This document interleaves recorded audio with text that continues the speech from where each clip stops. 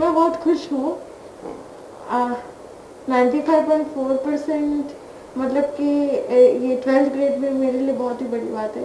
जैसे कि हर science student, हर तो नहीं बट बहुत सारे साइंस स्टूडेंट्स ऐसा करते हैं कि 12th के पढ़ने के अलावा उनको थोड़ी बहुत कॉलेज की भी तैयारी करनी होती है। तो उनकी तरह मुझे भी लगना पड़ा था। तो जनवरी में एंट्रेंस के बाद से ही मैं ढंग से बोर्ड एग्जाम्स में लग पाई थी। तो 1 डेढ़ महीने में जो हुआ उसी की बदौलत हुआ जो कुछ भी था। जी, इंजीनियरिंग के लिए कोशिश करना चाहती हूँ मैं। मेरा ड्रीम है मैं सॉफ्टवेयर इंजीनियरिंग में आगे बढ़ूँ। प्लस टू में कौन कौन से सब्जेक्ट थे आपके पास? जी, प्लस टू में मेरे पास फिजिक्स था, केमिस्ट्री था, मैथमेटिक्स था, इकोनॉमिक्स था और इंग्लिश था। जी, मुझे बड़े होकर एक एक एनिमेशन स्टूडियो में घुसना है जिसका नाम है पिक्सार एनिमेशन स्टूडियोज। उसमें आगे बढ़ के मुझे काम करना है और ऐसे ही कुछ एनिमेटेड फिल्म्स प्रोड्यूस बनानी है जो कि हमारी दुनिया में थोड़ा सुधार लाए, कुछ अच्छा करे दुनिया के लिए। जी, जब हम लोग इस 12th ग्रेड में घुसते हैं तो हमारे पास बोर्ड में भी परफॉर्मेंस और कॉलेज के एंट्रेंस की भी परफॉर्मेंस दोनों की हमारे ऊपर एक प्रेशर तो नहीं बट एक रिस्पॉन्सिबिलिटी रहती है हमारी कि हमें दोनों में अच्छा परफॉर्म करना है। तो दो नाव में पैर रख के चलना होता है। इट वॉज वेरी डिफिकल्ट, बहुत ही मुश्किलें आई क्योंकि ऐसा लगता था जैसे कि एक पे ध्यान जैसे कि अभी लगाया कि दूसरा आगे निकल गया, फिर दूसरे पे आगे, फिर ये आगे निकल गया। तो बड़ी मुश्किल, बहुत ही दिक्कत हुई थी हैंडल करने में, बैलेंस बनाने के चलने में। ये कहना चाहूँगी कि नंबर्स ये नहीं डिसाइड करते हैं कि आप कौन हो, आप कितने अच्छे हो किसी सब्जेक्ट में। नंबर्स तो बस एक देर जस्ट नंबर्स। लेकिन आपने जिस तरह से तैयारी की, आपने जिस तरह से अप्रोच किया आपने एग्ज़ाम को, वो तो आपको ही पता है ना।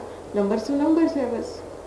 लेकिन ये आपकी मेहनत है, आपकी जो लर्निंग है, जो किसी भी एग्ज़ाम के टाइम पे आप जो आपको फेस करना पड़ता है, उससे जो भी आप सीखते हैं वो आगे जाके काम आता है, नंबर्स काम नहीं आते हैं। जी, मैं अपने टीचर्स के लिए बहुत थैंकफुल हूँ कि उन्होंने मुझे बहुत सपोर्ट किया पूरी 12th ग्रेड में, क्योंकि मेरी पेक्यूलर डिसेबिलिटीज़ के लिए भी उन्होंने मेरे जैसे डिसेबिलिटी सर्टिफिकेट और मुझे जो दिक्कतें होती हैं मेरे एग्जामिनेशन सेंटर वालों ने भी मुझे बहुत सपोर्ट किया।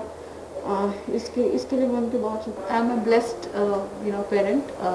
मैं हमेशा से ही मानती हूँ बच्चा टॉप करे ना करे, बट फिर भी मैं हमेशा अनुष्का से मैं बहुत ज़्यादा भगवान की शुक्रगुजार हूँ दैट अनुष्का जैसे बच्चे मेरे भगवान ने मुझे दी है। और बाकी इस बार हमें नहीं पता, वो मतलब मुझे लगता है साइंस कैटेगरी में है वो टॉप, अदरवाइज और भी बहुत बच्चे हैं जिन्होंने शायद अच्छा किया है। बट जो भी उसने किया है मुझे पता है उसने कितनी तकलीफ़ें झेला है और बहुत ही ज़्यादा उसका हर दिन एक दिन बहुत मुश्किल से पढ़ाई कर पाती है। वो बैठ नहीं पाती है एक्चुअली, आधे घंटे से ज़्यादा बैठ नहीं पाती है, तो उसको हमेशा आधे घंटे बाद लेटना पड़ता है।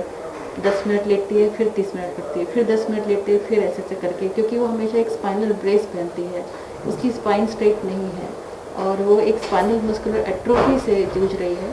और जिसकी वजह से उसका लंग फंक्शन, जैसे आप याद करेंगे 10वीं में जब उसने टॉप किया था तब उस समय उसका लंग फंक्शन 27% था। आज की डेट में वो प्रोग्रेसिव डिसीज़ है और वो लंग फंक्शन 20% हो गया है। बट इसके बावजूद अगर बच्चा जब लेटता है तो भी उसको अब ये बच्चे इतने टैलेंटेड हैं और इतने मतलब टेक्नोलॉजी सेवी हैं कि वो मोबाइल में भी अपने नोट्स पढ़ लेती है, चाहे वो लेटे तो भी अपना मैनेज कर लेती है। तो मतलब ऐसे बच्चे से कौन नहीं कहेगा कि I am proud of my child and I am totally blessed. मुझे इस बात की बहुत खुशी है कि मेरे डॉटर ने दोबारा टॉप किया है।